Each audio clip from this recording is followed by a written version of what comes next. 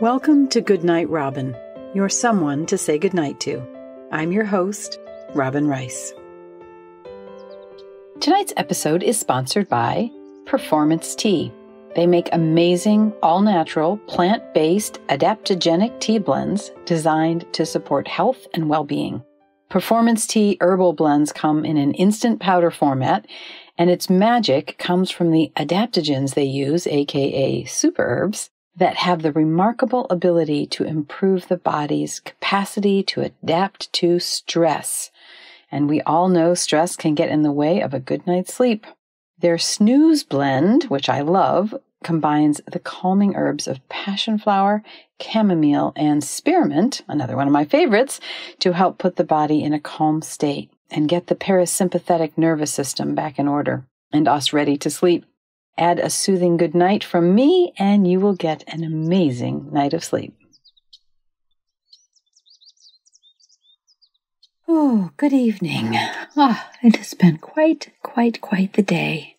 So much to do, even without going very far, although I have been doing my walks, and I'm really enjoying that. I've been cleaning up my eating again so that I feel really good that way, and kind of just getting back to, I guess, what I would call normal. I think a lot of people are finding some kind of normal. And of course, it's going to change again any minute, and is already changing again, and changing in different places.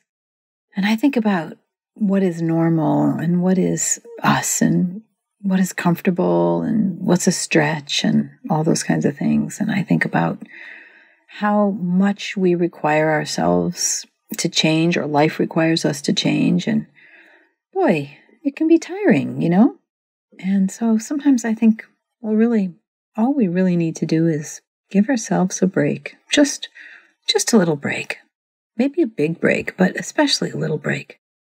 We're not going to do this perfectly. We're not going to get out of here alive, none of us. We're not going to fix everything that's broken, and we don't have to. You can have broken things. One of my favorite ideas I wrote about a long time ago is called Wabi-sabi. And, you know, that's the art of the cracked or the broken thing, the imperfect thing.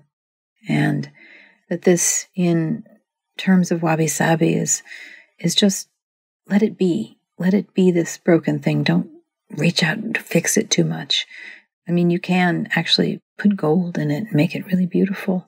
And then the crack becomes important, and it becomes a piece of art, the crack in the bowl or whatever.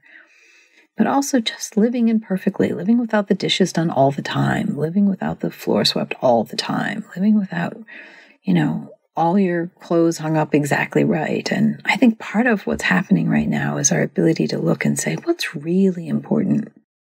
I've been especially touched by the parents who are saying, you know what, my kid was just having so much trouble in school, and, you know, all these labels and all of these challenges and all these evaluations and all of these things. And when my kids started just staying home with me and hanging out and we're doing our own thing, things actually got better. I'm sure for some kids they get worse, but for a lot of kids, it's like, yeah, you finally get to see who you really are. No extra camps, no activities, all that pressure off. I can only imagine there's so many kids that are doing so much better. That's what I was thinking about tonight, just being imperfect. It seems especially good after a busy day. I hope you are perfectly imperfect and precious, and know that you're precious in your imperfection. And I hope you have a beautiful night's sleep as ever. Good night, my friend.